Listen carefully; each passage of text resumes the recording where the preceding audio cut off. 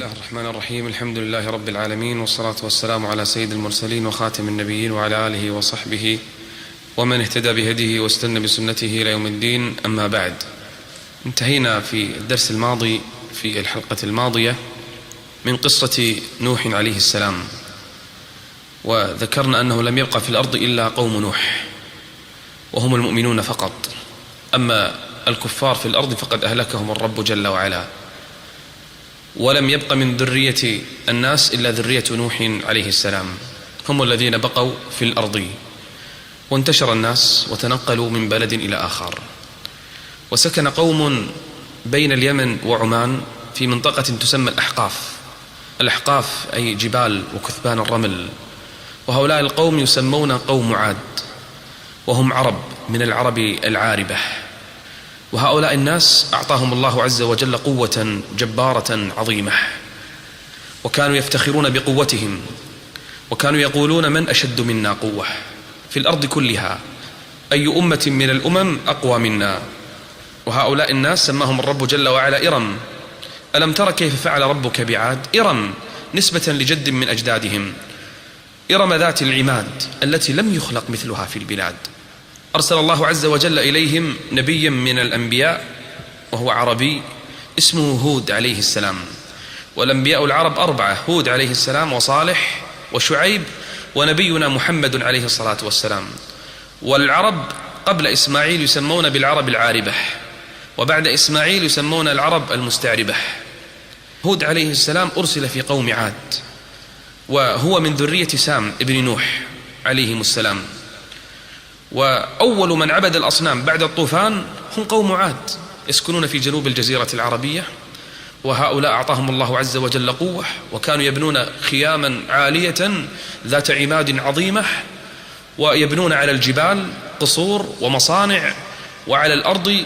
وأعطوا قوة بأن كانوا يبطشون بمن حولهم من الأمم، وإذا بطشتم جبارين. جاء إليهم هود عليه السلام يدعوهم إلى عبادة الله جل وعلا وحده، فقال الله جل وعلا: وإلى عاد أخاهم هودا قال يا قوم اعبدوا الله ما لكم من إله غيره أفلا تتقون.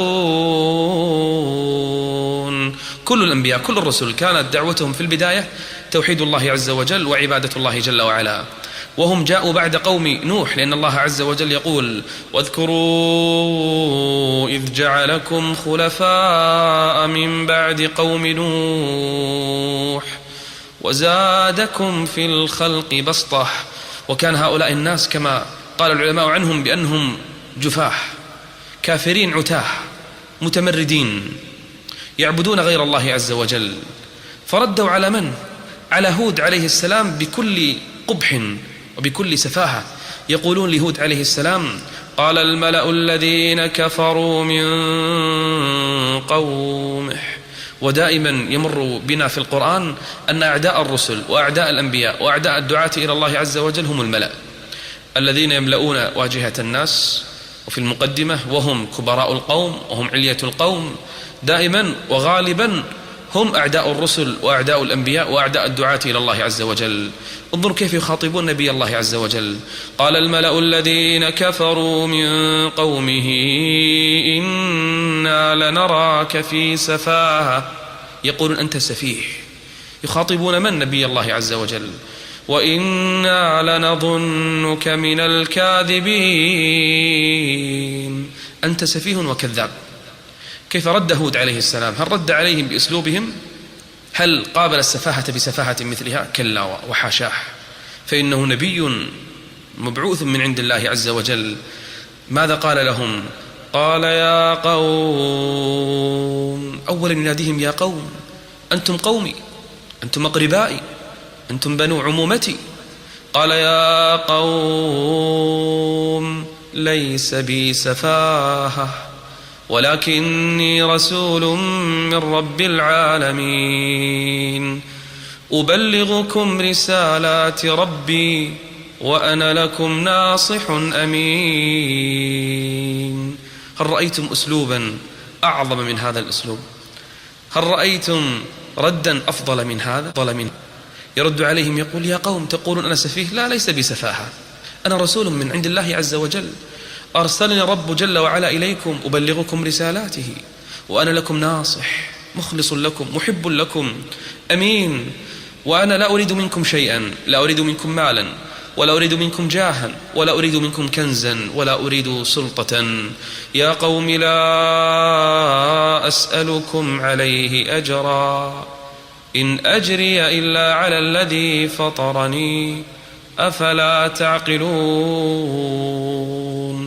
جاءوا الآن يستهزئون به ويتهمونه بالجنون، ويتهمون هود عليه السلام، يقولون: أرأيت هذه الآلهة التي تسبها وتتكلم عليها يا هود وتنتقصها يا هود؟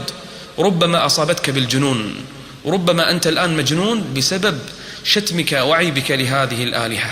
انظروا ماذا يقولون له: إن نقول إلا اعتراك بعض آلهتنا بسوء. يقولون: ما جئتنا ببينة، ما عندك أي دليل، ما عندك أي معجزة، وما نحن بتاركي آلهتنا عن قولك، أنت تأمرنا ونغير ديننا لأجلك، أنت بشر مثلك مثلنا، وما نحن لك بمؤمنين، لكن نقول شيئا واحدا: أنت قد جننت وأصابتك الآلهة بالسوء. انظروا كيف يسبونه ويشتمونه ويتكلمون عليه. ينصحهم هود عليه السلام، يقول: رأيتم هذه النعم التي أعطاكم الله عز وجل إياها يسلبها منكم، لا تقولوا إنكم الآن أقوى أمة على وجه الأرض، أنكم الآن أعتى الأمم وأقوى الأمم، هذا الجبروت الذي تملكونه والقوة والبطش بالأمم سوف يزول كل هذا. هذه سنة الله عز وجل بالخلق، الأمم ترقى حتى تكون قوية، فإن كفرت وظلمت كسرها الرب جل وعلا. إياكم أن تنغروا بقوتكم، بل اشكروا الله عز وجل على هذه النعم. أتبنون بكل ريع آية تعبثون. كانوا يبنون على الجبال بيوت وقصور، ويبنون عليها بعض المباني عبث، لا لأجل السكن ولا لأجل أنهم يحتاجون إليه، هكذا يبنون على كل مرتفع بعض البيوت وبعض القصور عبث فقط، يعبثون بالنعم ويتكبرون على الخلق ويبطشون بالأمم، بل يبنون المصانع مصارف المياه ومجاري المياه يبنونها، بل القصور يبنونها. أتبنون بكل ريع آية تعبثون وتتخذون مصانع لعلكم تخلدون. وإذا كانوا يتجولون في الأمم فإنهم يبطشون بها، لأنها أقوى دولة وأقوى أمة وأقوى الناس، فإذا تجولوا على الأمم أخذوا حقوقهم وسلبوهم أموالهم وبطشوا بهم، سفكوا ما سفكوا من الدماء وقتلوا من قتلوا وأخذوا من الأموال ما يشاءون. الأمم والقرى كلها تخاف من قوم عاد. وإذا بطشتم جبارين فاتقوا الله وأطيعون. وكانوا يأتون إلى هود عليه السلام يقولون: انظر إلينا، تظن أن إلهك قادر علينا؟ من أشد منا قوة؟ من أقوى أمة من الأمم في الأرض اليوم؟ نحن أقوى أمة، لا دينك ولا إلهك يقدر علينا. وأما عاد فاستكبروا في الأرض بغير الحق وقالوا من أشد منا قوة أولم يروا أن الله الذي خلقهم هو أشد منهم قوة وكانوا بآياتنا يجحدون. نعم، قوم أعطاهم الله عز وجل من أسباب الدنيا ما أعطاهم من قوة البناء ومن البطش بالأمم ومن الأموال ومن النعم، ومع هذا كفروا واستكبروا. أراد هود عليه السلام أن يبين لهم ضعفهم فتحداهم، قال: أرأيتم أيها الناس، أنا واحد بينكم. ما آمن مع هود إلا القليل. قال: أنا واحد بينكم، لا أملك شيئا من سلاح، لا أملك شيئا من قوة، ولكن أتحداكم جميعا أن تقضوا علي. تجمعوا كلكم علي أنا لوحدي فقط، ثم كيدوني، أنزلوا علي ما تريدون من البطش من العذاب، اقتلوني جميعا. افعلوا ما تفعلون، هل تستطيعون؟ أي سلاح يملكه هود عليه السلام؟ هو يتحدى أمة جبارة، أمة بطشت بالأمم، رجل واحد ضعيف لا يملك سلاحا يتحداهم جميعا، إنه يملك أعظم سلاح. أي سلاح يملكه هود؟ إنه التوكل على الله عز وجل. قال إني أشهد الله واشهدوا أني بريء مما تشركون من دونه فكيدوني جميعا ثم لا تنظرون. كلكم كيدوني، لا تؤخروني، لا تنتظرون، اجمعوا علي قوتكم وجيوشكم وأسلحتكم فاقضوا علي مرة واحدة ولا تنظرون، لا تؤخروني، الآن كيدوني. يتحداهم هود. تعرف أي سلاح يملكه هود؟ إني توكلت على الله، لجأت إلى الله عز وجل لنرى أي قوة أعظم. إني توكلت على الله ربي وربكم ما من دابة إلا هو آخذ بناصيتها إن ربي على صراط مستقيم. فإذا بهم يأتون إلى هود ولم يقدروا عليه ولم يستطيعوا أن يفعلوا به شيئا، فقالوا له: يا هود، تزعم أن لك رب وسوف ينزل العذاب بنا إن كفرنا وأشركنا؟ أنزل علينا العذاب الآن، نريد أن نرى عذاب ربنا. يستهزئون، يسخرون من هود عليه السلام، يتحدون هود ويستعجلون العذاب. أجئتنا لنعبد الله وحده ونذر ما كان يعبد آباؤنا فأتنا بما تعدنا، ائتنا، أنزل علينا العذاب، فأتنا بما تعدنا إن كنت من الصادقين. كم من الناس اليوم لما يفجر ويأتي بالمنكرات، كم من الأمم اليوم لما تسرف بالذنوب والمعاصي تقول: أين عذاب الله الذي تزعمون؟ أين جند الله الذين تتحدون بهم؟ ما حصل لنا شيء. ها نحن عشرات السنين على هذه الحال، ها هي الأمم تفعل وتفعل، أين عذاب الله الذي تزعمون؟ نفس المنطق، ما تغير. الناس هم الناس، والفكر هو الفكر، وحرب الله هو حرب الله عز وجل. هذه سنن الله عز وجل لا تتبدل. فإذا بهود عليه السلام يرفع يده يدعو ربه جل وعلا عليهم، قال رب انصرني بما كذبون. فقال الله لهود: قال عما قليل ليصبحن نادمين. اصبر يا هود، اصبر، إنما هي أيام، إنما هي شهور، إنما هي سنوات، لكن الأمر قليل. ألا إن نصر الله قريب؟ عما قليل ليصبحن نادمين. لا تستعجل الصبر، لا تستعجل النصر، اصبر وانتظر، فإن عذاب الله عز وجل قادم لا محالة. نعم، أنت لا تملك شيئا، أنتم القليلون الضعفاء وهم الكثرة المستكبرون في الأرض، ولكنها سنة من سنن الله عز وجل لا محالة قادمة. سنة الله، قول الله عز وجل: وإذا أردنا أن نهلك قرية أمرنا مترفيها ففسقوا فيها فحق عليها القول فدمرناها تدميرا. بدأ العذاب بهم بقحط، استمر القحط، جفت السماء والأرض 3 سنين لا ينزل عليهم المطر، وهم يعتمدون على الزراعة، وهم يعتمدون على الطعام المزروع، هذه حياتهم، ماشية وطعام يزرع، والمطر قد توقف 3 سنين. فأرسلوا 70 رجلا يستسقي لهم، يطلبون من آلهتهم المطر، فيستسقون ويستسقون.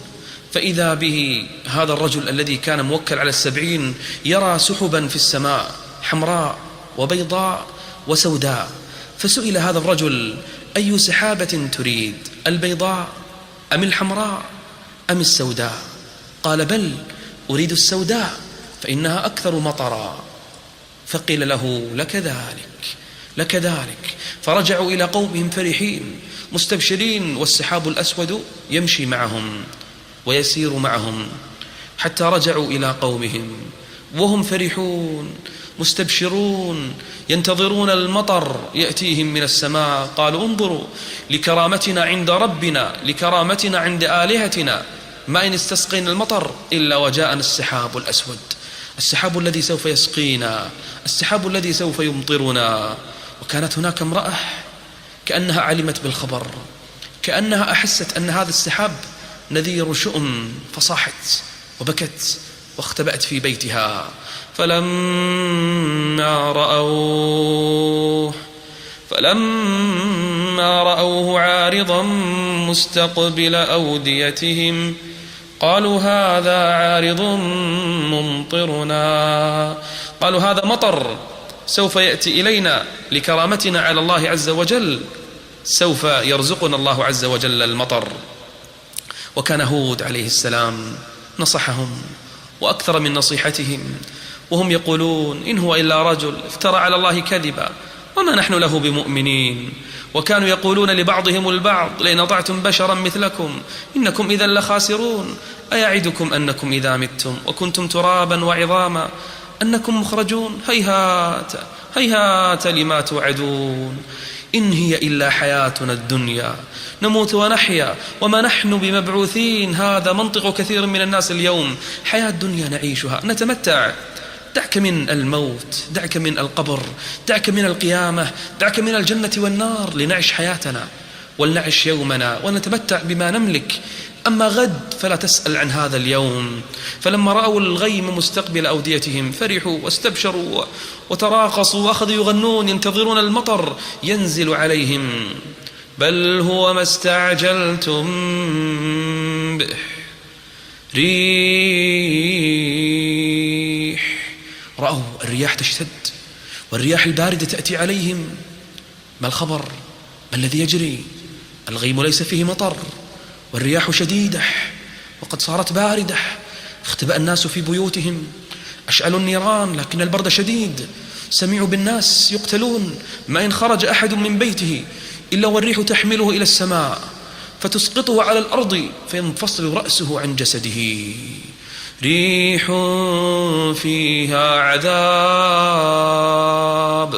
فيها عذاب أليم تدمر كل شيء بأمر ربها فأصبحوا لا يرى إلا مساكنهم كذلك نجزي القوم المجرمين. ريح شديدة باردة حتى أن المرأة العجوز تجلس في بيتها ما تخرج من خوفها من شدة الريح. ريح كانت تهدم البيوت على رؤوس أهلها وتقلعهم من الأرض ترفعهم إلى السماء فتشدخ بهم الأرض فينفصل الرأس عن الجسد كأنهم أعجاز نخل خاوية. حتى أن العجوز تجلس في بيتها وتشعل النار فتجلس عند النار تتدفأ وتموت من شدة البرد. وأما عاد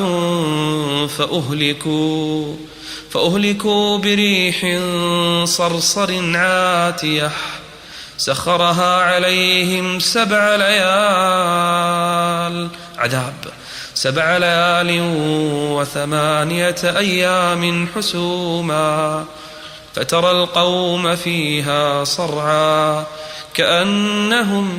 كأنهم أعجاز نخل خاوية فهل ترى لهم من باقية. تمر على الناس هل ترى أحدا منهم؟ نجى الله عز وجل هودا والذين آمنوا معه. أما البقية تمر عليهم لا ترى فيهم أحدا. وفي عاد إذ أرسلنا عليهم الريح العقيم ما تذر من شيء أتت عليه إلا جعلته كالرميم. لما صنع الله عز وجل بهم هذا؟ كانوا يقولون من أشد منا قوة؟ أولم يروا أن الله الذي خلقهم هو أشد منهم قوة؟ بطشوا بالناس، بطشوا بالأمم. كان الناس يقولون هذه أمة لا تقهر، هذه بلد أعظم البلاد وأقوى الناس، أمة لا تقهر. انظروا ماذا فعل الله عز وجل بهم. سنة الله في الذين خلوا من قبل، كل من كذب الرسل، كل من عاد أولياء الله، كل من تكبر في الأرض وبطش بالناس. انظروا ماذا فعل الله بهم. كذبت عاد فكيف كان عذابي ونذر. إنا أرسلنا عليهم ريحا صرصرا في يوم نحس مستمر تنزع الناس كأنهم أعجاز نخل منقعر فكيف كان عذابي ونذر. إياك أن تيأس من نصر الله عز وجل. إياك أن تظن أن الأمر بعيد. لا يا أخي الكريم، لا يا أختي الفاضلة، إن الله عز وجل ربما يستدرج الناس ويؤخرهم ويملي للظالم، لكن إذا أخذه لم يفلته الرب جل وعلا. عذبهم الله بالريح الباردة الشديدة الحسوم المتتابعة، وكذلك بصيحة، فأخذتهم الصيحة بالحق فجعلناهم غثاء فبعدا للقوم الظالمين. تقول عائشة رضي الله عنها: كان النبي عليه الصلاة والسلام إذا رأى ريحا أو غيما بالسماء اصفر لونه، يدخل ويخرج. يعني تسأله عائشة: لما هذا يا رسول الله؟ فيقول: يا عائشة، لعله كما قال قوم عاد فلما رأوه عارضا مستقبل أوديتهم قالوا هذا عارض ممطرنا بل هو ما استعجلتم به ريح فيها عذاب أليم. تقول عائشة: فإذا نزل المطر سري عن النبي عليه الصلاة والسلام. نعم، كان يخاف على هذه الأمة خوفا شديدا، بل يوم من الأيام دخل على إحدى زوجاته يقول لها: ويل للعرب من شر قد اقترب، ويل للعرب من شر قد اقترب، فتح اليوم من ردم يأجوج ومأجوج قدرها كذا. أهلك الله عز وجل قوم عاد فهل ترى لهم من باقية. ثم بقي المؤمنون فترة من الزمان، وانتشر الشرك في الأرض مرة أخرى، وها هم قوم يسكنون الحجر بعد قوم عاد. هؤلاء قوم من العرب العاربة يسكنون الحجر، منطقة بين الحجاز وتبوك شمال غرب الجزيرة العربية، الآن تسمى مدائن صالح. هذه المدائن وهذه المنطقة لا زالت الآن موجودة، ولا زال الذي يمر عليها يرى مساكنهم وأماكنهم وما كانوا يصنعون في الجبال وينحتون. أرسل الله عز وجل إليهم نبي من أنبيائه، صالح عليه السلام، نبي عربي يرجع إلى إرم ابن نوح عليه السلام. وهؤلاء الناس تكبروا في الأرض بعد أن نحتوا الجبال واتخذوا الجبال قصورا وبيوتا، أشركوا بالله عز وجل، لم يشكروا نعمة الله عز وجل. أعطاهم الله عز وجل النعم، ومع هذا تكبروا في الأرض واستكبروا ولم يتوبوا إلى الله عز وجل ولم يرجعوا إليه. فقال لهم صالح عليه السلام: يا قوم اعبدوا الله ما لكم من إله غيره،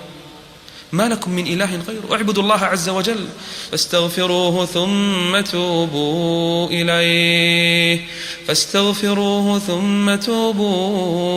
إليه إن ربي قريب مجيب. وها هو صالح عليه السلام يذكرهم بنعم الله عز وجل عليهم. تظنون أيها الناس أن هذه النعم دائمة؟ أتظنون أنكم خالدون في هذه الأرض؟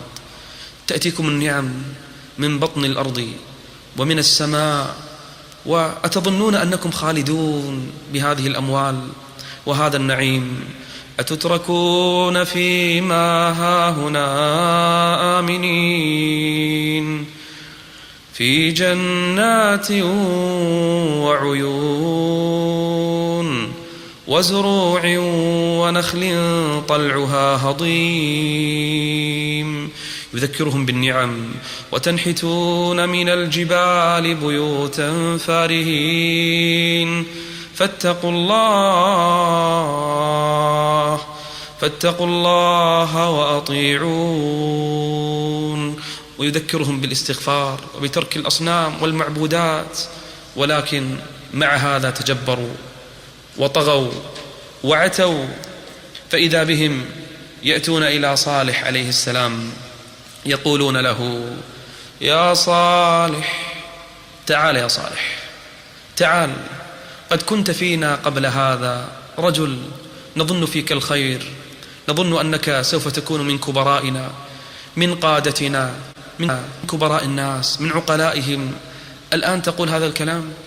الآن تأتينا بدين جديد ما سمعنا به ولا بآبائنا ما ذكروا لنا هذا الدين. من أين جئت به يا صالح؟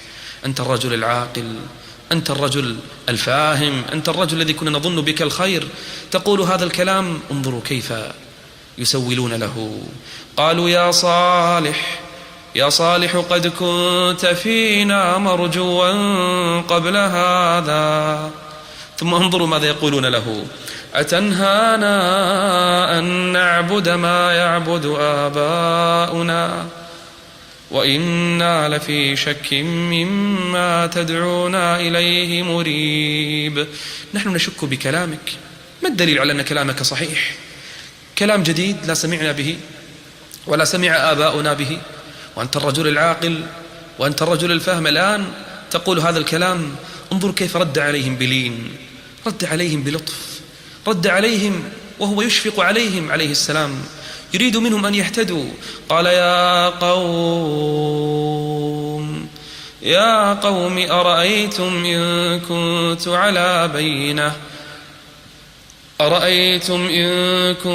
على بينة من ربي وآتاني منه رحمة، فمن ينصرني من الله إن عصيته، فما تزيدونني غير تخسير. يا قوم، ألا تظنون لو كنت على بينة، لو كنت على حق، لو كنت أنا الصادق في كلامي، ماذا سوف تفعلون؟ من ينصرني من الله إن عصيته؟ من ينصرني أنا؟ من ينصركم أنتم؟ افترضوا أنني على حق، افترضوا أنني جئت بالدين الصحيح، ماذا تفعلون؟ كيف تواجهون ربكم جل وعلا؟ ردوا عليه فقالوا: إنما أنت من المسحرين، أنت رجل مسحور. نقول لك هكذا، تقول لنا هذا، أنت رجل مسحور. واستكبر قومه وتجبروا، وجاء إلى المستضعفين يصدونهم عن دين الله عز وجل وعن اتباع صالح عليه السلام، ولكنهم صابرون، ولكنهم ثابتون على دينهم. قال الملأ الذين استكبروا من قومه للذين استضعفوا لمن آمن منهم. انظروا للخطاب الآن، الملأ الكبار، القادة، الرؤساء، أتوا إلى أتباع صالح وهم الضعفاء المساكين الفقراء. قالوا لهم: أتعلمون أن صالحا مرسل من ربه؟ ما دليلكم؟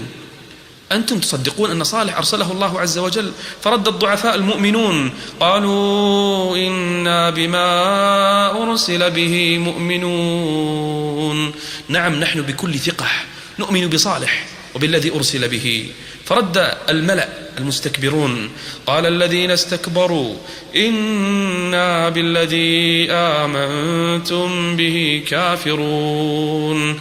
جاء صالح عليه السلام يدعوهم في نواديهم، فقالوا: يا صالح، تريد منا أن نؤمن لك؟ قال: نعم، لا أريد منكم إلا الإيمان بالله عز وجل. قالوا: نؤمن لكن بشرط. أعطوه العهود والمواثيق أنه إذا فعل لهم هذا الشرط يؤمنون به. قال: ماذا تريدون؟ قالوا: أرأيت هذه الصخرة؟ وكانوا ينحتون الجبال بيوتا.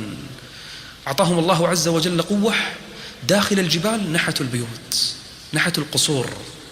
ومن مر على مدائن صالح لا يمر الإنسان، لكن إن مر عليها فليبكي أو يتباكى حتى لا تنزل عليه اللعنة، كما قال النبي عليه الصلاة والسلام. يرى أنهم قد نحتوا الجبال بيوت وقصور داخل الجبال، واتخذوا السهول قصور وبنوا البيوت العظيمة. قال: ورأيت هذه الصخرة؟ لا يفهمون إلا بالصخر، كما قال الله: جابوا الصخر بالواد، يعني كانوا يقطعون الصخر بالواد. قالوا له: رأيت إلى هذه الصخرة؟ أخرج لنا من هذه الصخرة ناقة. ماذا تقولون يا ناس، يا قوم؟ ناقة من صخرة؟ قالوا: نعم. أخرج لنا من هذه الصخرة ناقة ولونها كذا، صفتها كذا، شكلها كذا، عمرها كذا، بل في بطنها جنين، نريد ناقة في بطنها جنين في الشهر العاشر عاشوراء، وإلا لن نؤمن. قال يا قوم رأيتم إن فعلت هذا أتؤمنون؟ قالوا نعم نؤمن بك وبدينك يا صالح، عهود ومواثيق. قالوا له فأت بآية إن كنت من الصادقين. فذهب صالح عليه السلام يصلي ويدعو ربه جل وعلا، اللهم يدعو ربه ويتضرع إليه ويتوسل إليه. فجأة والناس ينظرون والملأ مجتمعون والناس يترقبون ما الذي سوف يحصل. تحدوا نبي الله صالح الآن، من الآن الصادق، هؤلاء الناس أم هذا الرجل الذي يقول إنه نبي؟ فجأة فإذا صخرة عظيمة في الجبل تتكسر تتشقق والناس يندهشون والناس ينظرون ما الذي حدث، ما الذي جرى؟ وإذا الصخرة تنفلق وإذا من وسط الصخرة تخرج ناقة عظيمة، ناقة كما وصفوها باللون الذي وصفوه والعمر الذي وصفوه، وفي بطنها جنين. خرجت ناقة ما أعظمها. قال يا قوم هذه ناقة الله، هذه ناقة لكن ليست كأي ناقة، هذه ناقة الله عز وجل. هذه ناقة الله لكم آية فذروها تأكل في أرض الله ولا تمسوها بسوء فيأخذكم عذاب أليم. يا قوم هذه ناقة التي طلبتموها، هذه الآية البينة التي أردتموها. أتينا ثمود الناقة مبصرة رأوها بأعينهم، منهم من آمن ومنهم من أصر على كفره وعناده ونقضوا العهد والميثاق واستكبروا على شرع الله. قالوا هذا سحر، أنت سحرتنا. والناقة مبصرة الناس يرونها. واختبرهم نبي الله قال لهم هذه الناقة سوف تشرب من مائكم يوما كاملا، لا تقتربوا من الماء في ذلك اليوم الذي تشرب منه، فقط تشربون من لبنها أنتم. في اليوم الثاني هي لا تشرب، أنتم تشربون من الماء. الماء لكم يوم ولها يوم، وفي اليوم الذي لا تشربون فيه من الماء تشربون من لبنها. هذه ناقة الله لها شرب ولكم شرب يوم معلوم. جعل الله عز وجل الناقة اختبار لقوم صالح، اختبار لثمود، هل يصبرون على طاعة الله؟ هل يصدقون نبي الله؟ هل يؤمنون بهذه الآية أم لا؟ إنا مرسل الناقة فتنة لهم فارتقبهم واصطبر ونبئهم أن الماء قسمة بينهم كل شرب محتضر. اصطبر، لم يقل اصبر، قال اصطبر، يعني الصبر طويل، اصبر عليهم فإنهم لن يصبروا ولن يتحملوا هذه الآية ولن يصبروا على طاعة الله عز وجل. فإن بعض الناس والعياذ بالله قد يتحدى ويطلب المعجزات، فإذا رأى الآية لا يؤمن، وإن يروا كل آية لا يؤمنوا بها. بعض الناس لو رأى عباد الله المجاهدين يقاتلون في سبيل الله قلة مستضعفون ينصرهم الرب جل وعلا بالمعجزات والآيات، لو يرى هذا ومع هذا لا يؤمن، يرى آيات الله عز وجل الكونية وآيات الله عز وجل الشرعية، ومع هذا طمس الله على قلبه، لا يؤمن ولا يتقي الله عز وجل ولا يرجع. مرت الأيام والمستكبرون قد ملئوا حقدا وغيظا على نبي الله صالح عليه السلام، يختبرون ناقة لا نستطيع عليها. وكانت هناك امرأة تسمى صدوق، هذه المرأة كافرة فاجرة، زوجها أسلم فتركها، أسلم وآمن بصالح عليه السلام فتركها هجرها، فحقدت على من؟ على نبي الله صالح. فنادت ابن عمها يسمى مصرع، قالت له أعطيك ما تشاء مني بشرط أن تقتل هذه الناقة.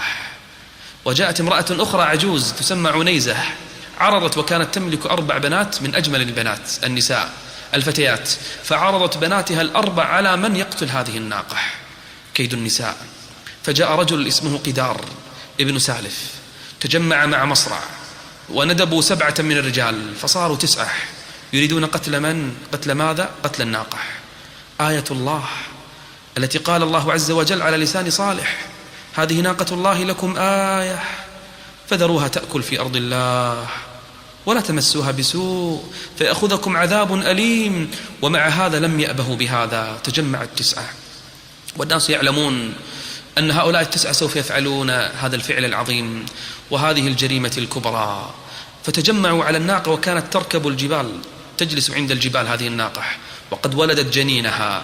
ناقة الله مع جنينها كانت الجبال تنزل تشرب من الماء ثم ترقى الجبل، وكانت عظيمة في مظهرها. فتجمع عليها القوم 9 فرموها بسهم فأصيبت فهربت وهرعت وفرت، فجاءها قدار فقبض عليها فشد عليها بالسيف فسقطت وعقرها فرغت رغاء عظيما سمعه كل من حولها. رغت رغاء تحذر ولدها، تحذر فصيلها، تحذر جنينها، فهرب جنينها إلى رأس الجبل. أما قدار فشد عليها بالسيف ثم نحرها. فنادوا صاحبهم فتعاطى فعقر، ثم ركضوا خلف من؟ خلف جنينها وهو يهرب إلى رأس الجبل، فقبضوا عليه فحزوا رأسه وطعنوه وقتلوه. الناس لما سمعوا بالخبر جاءوا يهرعون إلى من؟ إلى الناقة ينظرون إليها ينزف الدم منها. يقال أنهم قطعوها وأخذوا يأكلون منها، يضحكون ويمرحون ويفرحون. هذه التي يسميها صالح آية الله قتلناها وذبحناها ونحرناها فلم يحصل لنا شيء. يتضاحكون ويتسامرون. فسمع صالح بالخبر فجاءهم مسرعا فرآها صالح عليه السلام فدمعت عيناه: يا قوم ماذا صنعتم؟ قتلتم ناقة الله. يا قوم ماذا فعلتم؟ لما تجرأتم على آية الله؟ لما صنعتم هذا؟ خاف صالح عليه السلام على قومه وإذا بهم يتحدونه. فعقروا الناقة وعتوا عن أمر ربهم وقالوا: يا صالح ائتنا بما تعدنا. يلا خلينا نشوف العذاب لنرى عذاب الله عز وجل الذي تزعم. يا صالح ائتنا بما تعدنا إن كنت من المرسلين. قال لهم: يا قوم لكم أن تمكثوا في الأرض وتعيشوا فيها وتتمتعوا بها 3 أيام فقط. فتوقف القوم: هل صالح صادق من هذا الكلام؟ قال: وفي اليوم الأول سوف تصفر وجوهكم، في اليوم الثاني تحمر، في اليوم الثالث تسود، وسوف ترون ما أقول لكم. فعقروها فقال: تمتعوا في داركم 3 أيام ذلك وعد غير مكذوب. وأمس الناس يتناقلون الكلام. صالح يهددنا بالقتل، صالح الآن يتجرأ ويهددنا جميعا أننا سوف نموت وسوف نقتل ونعيش فقط 3 أيام. كما قتلنا الناقة وجنينها نقتل صالح ونستريح، نقتل هذا الذي يزعم أنه نبي. فجاء 9 الذين قتلوا الناقة تقاسموا وأقسم بعضهم لبعض أنهم يقتلون صالح في الليل ويقتلون أهله معه، ثم إذا جاء الصباح يقولون لأهله ولأقربائه: ما فعلنا شيء وما ندري عن شيء وما رأينا شيئا. قالوا: تقاسموا بالله لنبيتنه وأهله ثم لنقولن لوليه ما شهدنا مهلك أهله وإنا لصادقون. ومكروا مكرا ومكرنا مكرا وهم لا يشعرون. فإذا بهم يتجمعون في الليل 9 يريدون قتل صالح. فلما اقتربوا من بيت صالح عليه السلام نزلت عليهم حجارة من السماء، كل واحد نزلت عليه حجارة فرضخت رأسه وقتل ومكروا مكرا ومكرنا مكرا وهم لا يشعرون فانظر كيف كان عاقبة مكرهم أنا دمرناهم وقومهم أجمعين. طيب التسعة هم الذين أجرموا، لما دمر الله عز وجل بعد هذا القرية كلها؟ لأنهم سكتوا، رضوا وفرحوا واستبشروا بهذا، فكان الدمار عليهم جميعا. في الصباح رأى الناس التسعة قد رضخت رؤوسهم، وإذا بهم يصبحون قد اصفرت وجوههم. هذا الذي وعدكم به صالح، قد مضى يوم من الأجل. ثم في اليوم الثاني احمرت وجوههم وهم يقول بعضهم لبعض قد مضى يومان من الأجل. ثم جاء اليوم الثالث وهم يقولون لم يبقى شيء من الأجل، اسودت وجوههم. ثم لما جاء المساء تكفنوا وتحنطوا وتأهبوا وحفروا قبورهم وقعدوا ينتظرون العذاب من الله عز وجل. ما الذي سوف يحصل؟ ما الذي سوف يجري؟ مضى 3 أيام وصالح عليه السلام بين لهم أن هذه 3 أيام متاعكم في هذه الدنيا، بعدها لن تعيشوا، سوف ينزل عليكم عذاب الله عز وجل. وفي صبيحة اليوم الرابع إذا بهم أول ما طلع الفجر يسمعون صيحة من فوقهم، صيحة خلعت قلوبهم من أجسادهم، ورجفة من أسفل منهم. إن الواحد منهم لم يستطع أن يقوم من مجلسه. جاءهم العذاب، فلما جاء أمرنا نجينا صالحا والذين آمنوا معه برحمة منا ومن خزي يومئذ إن ربك هو القوي العزيز. وأخذ الذين ظلموا الصيحة فأصبحوا في ديارهم جاثمين كأن لم يغنوا فيها، كأنك تمر عليهم لم يعش في هذه البلاد أحد. اللعنة قد نزلت عليهم. بل حتى في هذه الأيام من مر على الديار، ولا أنصح أحدا بزيارتها، من مر على الديار يقول كأن هناك لعنة قد مكثت في هذه الديار، كأن لم يغنوا فيها. ألا